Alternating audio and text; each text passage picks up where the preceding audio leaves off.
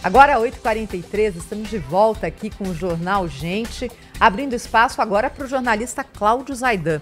Olha, em 2020, o PDT, partido político, foi ao Supremo Tribunal Federal e falou o seguinte: ministros, por favor, definam o que vocês acham que diz a Constituição a respeito dos limites da atuação das Forças Armadas no Brasil. E é esse julgamento que está acontecendo agora no Supremo Tribunal Federal, já com maioria de votos contra o chamado poder moderador das Forças Armadas. Cláudio Zaidan, explica pra gente essa história, o que o Supremo está decidindo, da onde surgiu isso, Zaidan? Bom dia. Bom dia, Thaís. Bom dia, Cláudio Humberto, Sônia Blota, Pedro Campos. Uma saudação a todos. Bom dia. O voto do relator, que é o Luiz Fux, é um voto muito bom, esclarecedor, inclusive para corrigir parte do que pediu o PDT. O PDT queria que o presidente da República não fosse mais considerado chefe supremo das Forças Armadas. Com isso, o Fux não concordou. E também o PDT queria limitar muito a possibilidade de as Forças Armadas serem acionadas em caso de crise.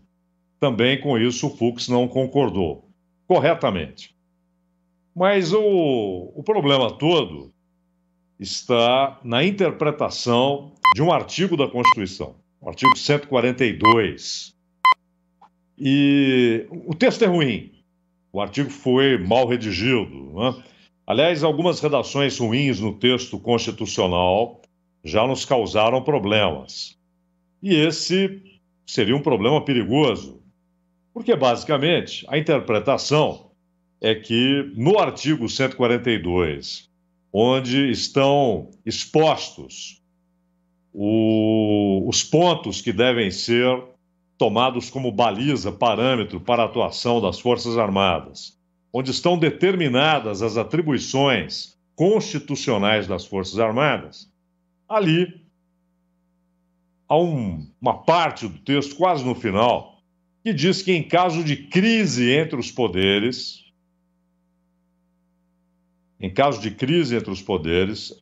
a solução é institucional. E que as Forças Armadas podem ser acionadas por qualquer dos poderes, mas não para resolver uma crise entre eles. E era essa a interpretação que queriam dar. Ora, o Fux até fez questão de dizer o presidente da República é sim o chefe supremo das Forças Armadas, para mostrar o absurdo da ideia de poder moderador. Se as Forças Armadas são consideradas poder moderador, em caso de crise entre os poderes, é óbvio que seu chefe supremo, o presidente da República, passaria a ter um poder acima do legislativo e do judiciário, porque ele se tornaria o chefe supremo do poder moderador. Ele seria o poder moderador. E é claro que não há nenhuma autorização da Constituição para a ideia de poder moderador. Foi muito engraçado quando o Gilmar Mendes foi votar. Tudo votação à distância, remota, mas houve a decisão de explicitar a razão dos votos. E o Gilmar, corretamente, disse o seguinte: olha, é esquisito, é estranho, é ruim que nós estejamos discutindo esse assunto. Não deveria haver discussão a respeito disso. Não há nada na Constituição de 1988 que abra a possibilidade de se enxergar a autorização para um poder moderador. Não há na Constituição qualquer delegação de poder para que uma instituição seja elevada à condição de poder moderador. E o Gilmar tem razão em ficar irritado e até perplexo, porque, convenhamos, nós estamos discutindo um assunto que só esteve em texto constitucional numa carta escrita há 200 anos, aprovada há 200 anos. Só no período imperial havia a ideia do poder moderador. E, claro, o imperador era o poder moderador. E mesmo assim, porque você tem ali na Carta de 1824 o poder moderador dado ao imperador para garantir a independência dos poderes, para que o legislativo, por exemplo, não se impôsse ao judiciário ou o contrário. E mais, o imperador, além de poder nomear ministros de Estado, ele podia, no limite, dissolver o Congresso. E podia, claro, suspender ou até afastar de suas funções juízes que não estivessem agindo, decidindo de acordo com a lei e com a própria Constituição. Mas ele não era o poder efetivo no dia a dia, não legislava. E cá entre nós, foi um curto período ali com Dom Pedro I. No período regencial, o parlamento é que passa a ter poder, até para determinar quem seria regente do Dom Pedro II. E em 1850, ou seja, na metade exata do século XIX, Dom Pedro II concorda que fosse escolhido um presidente para o ministério, um chefe de governo, de fato, e abre mão na prática da ideia de poder moderador. Abre mão, continua como chefe de Estado, como reserva institucional do Estado, em caso de crises poderia aí sim agir como poder moderador, mas não o fez. E 200 anos depois daquela carta, daquele texto, o Brasil volta a discutir a possibilidade de poder moderador. E aí o Fux deixa claro o seguinte: primeiro, as Forças Armadas não são um poder. As Forças Armadas são uma instituição de Estado. Seu chefe supremo é o presidente da República. Porém, ela não pode agir para resolver qualquer questão entre os poderes. Qual é o papel? É a segurança desses poderes. Se uma guerrilha se instala, se alguém pega em armas e avança contra os poderes, as Forças Armadas podem e devem ser acionadas.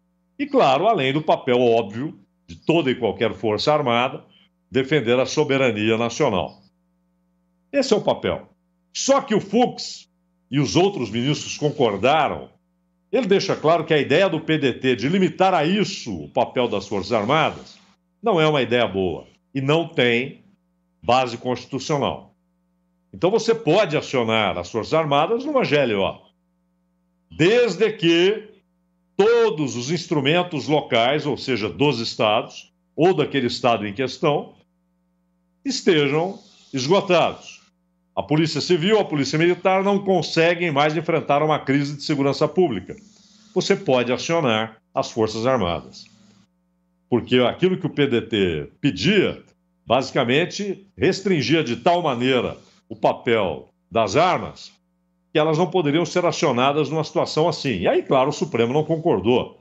O texto constitucional garante que as Forças Armadas podem ser usadas numa crise de segurança pública, mesmo havendo uma Guarda Nacional, a nossa meio improvisada, né? Você tem ali uma reunião de policiais militares de diversos estados. Agora, isso foi utilizado, a ideia de produzir uma situação de GLO que obrigasse a que se decretasse a garantia da lei e da ordem, para utilizar o artigo 142 e dar o poder político às Forças Armadas. E é isso que o Supremo está dizendo. Não pode. O presidente da República, chefe supremo das Forças Armadas, não se tocou nisso. Ele não pode chamar um general e dizer para ele: pegue suas tropas, vá até o Supremo e prenda 2, 3, 5 ministros. Não pode. Ele não pode dizer para um general, ou para um brigadeiro, ou para um almirante: pegue suas tropas e feche o Congresso Nacional. Não pode. É basicamente essa obviedade que o Supremo teve de dizer. E é claro que isso tem uma raiz histórica.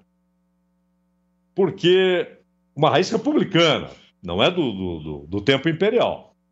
Porque a República nasce no Brasil num golpe de Estado.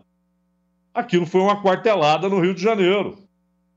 E o Deodoro, que não era republicano, ele via inclusive incompatibilidade entre o ethos nacional, né, a maneira como se constituiu a nação brasileira e a ideia de república. Ele não gostava. Mas até por espírito de corpo, para defender a posição dos seus, ele não só liderou, como se tornou o primeiro presidente da República.